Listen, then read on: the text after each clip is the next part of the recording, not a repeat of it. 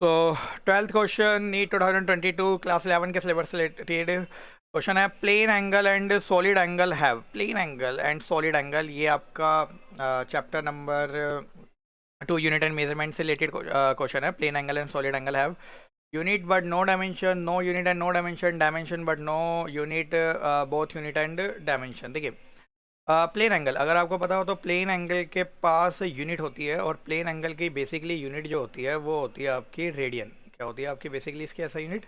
Radian. और आप सभी को पता होना चाहिए कि 180 डिग्री में टोटल में आके पाई रेडियन होते हैं। ये चीज़ याद रखना, ये आगे भी काम आने वाले आपके, ठीक है। 180 degree equal to pi radian, ठीक है। बट रेडियन के पास कोई डायमेंशन नहीं होता, इसके पास कोई डायमेंशन होता ही नहीं है। क्यों? क्योंकि इसको डिग्री को एंगल मतलब इसका डायमेंशन निकालने के लिए कोई क्वांटिटी होनी चाहिए, और ये कोई क्वांटिटी है नहीं, तो इसका कोई डायमेंशन होता नहीं है। तो हम लोग सिंपली लिख देंगे कि ये नो डायमेंशन, ठीक है। नो डायमेंशन मतलब ये डायमेंशन लेस क्वांटिटी है। ऐसी बहुत सारी क्वांटिटी होती है जो डायमेंशन लेस होती है, लाइक अगर आपको पता हो तो स्ट्रेन, स्ट्रेन भी एक डायमेंशन लेस क्वांटिटी है, ओके।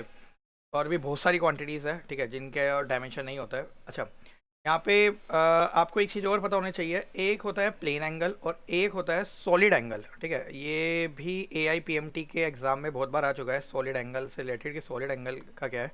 इसकी जो ऐसा यूनिट होती है वो होता है steradian, STRADIAN, radian. Plane angle और सॉलिड एंगल के बीच में क्या डिफरेंस होता है, देखिए। अच्छा, सॉलिड एंगल का भी कोई डायमेंशन नहीं होता। प्लेन एंगल जो होता है बेसिकली दो चीज़ों के बीच में बनने वाला, यानी कि एक्स एक्सिस और वाई एक्सिस के बीच में बनने वाला एंगल जो होता है, उसे क्या नाम दे दिया जाता है? आपका प्लेन एंगल।